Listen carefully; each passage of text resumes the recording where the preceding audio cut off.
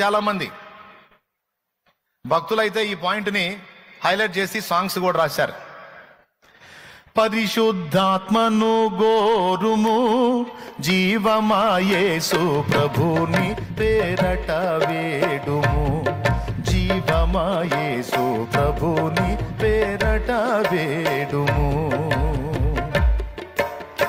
పరిశుద్ధాత్మను గోరుము, జీవమాయేసు ప్రభుని పేరు. జీవమాయేసు ప్రభుని పేరట వేడుము. నరులందరి మీద నాయాత్మను తూనని పరలోకపు తండ్రి పలికే వేదము నందు.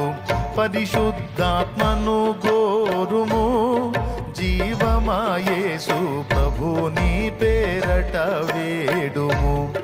జీవమాయేసు ప్రభుని పేరట వేడుము. దేవునికి మహిమ. ఏమడగమంటున్నాడు? కొంతమంది అంటారు బాప్తీసం పొందినప్పుడే పరిశుద్ధాత్మ వచ్చేసాడుగా, మళ్ళీ ఇంకా పరిశుద్ధాత్మను పొందేదేంది? మళ్ళా పరిశుద్ధాత్మను పొందేదేంది? పేతురు భక్తుడు ఏం చెప్పాడు? అపోస్తల కార్యం 2:38 మీలో ప్రతివాడును మారు మనసు పొంది ప్రభువైన యేసుక్రీస్తు నామమున బాప్తిస్మం పొందుడి, అప్పుడు పరిశుద్ధాత్మను వరము మీకు అనుగ్రహింపబడును అన్నాడు కదా.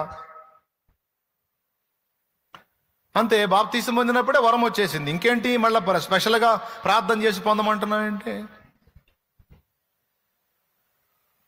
అయ్యా, పరిశుద్ధాత్మ బాప్తిస్మం పొందినప్పుడు వ్యక్తిగా మనలోనికి ప్రవేశించటం అనేది ఉంది.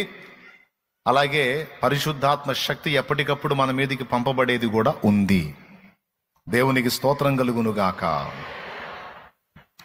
అసలు ఒక వ్యక్తి మారు మనసు పొంది బాప్తిస్మం పొందడం దాకా వచ్చాడంటేనే, పరిశుద్ధాత్మ నడిపింపులో ఉంటేనే కానీ ఆడదాకా రాడంట. నిజమే మరి. అది దురాత్మ నడిపించిద్దా బాప్తిస్మానికి? ఒక్కసారి మీరు ఆలోచించండి. ఏ దురాత్మ అయినా మనిషిని బార్ షాపుకు నడిపించిద్దా, బాప్తిస్మాన్ని నడిపించిద్దా? మరి బార్ షాపుకు పోకుండా వాడు బాప్తిస్మానికి వచ్చాడంటే ఏ ఆత్మ చేత నడిపించబడ్డాడు?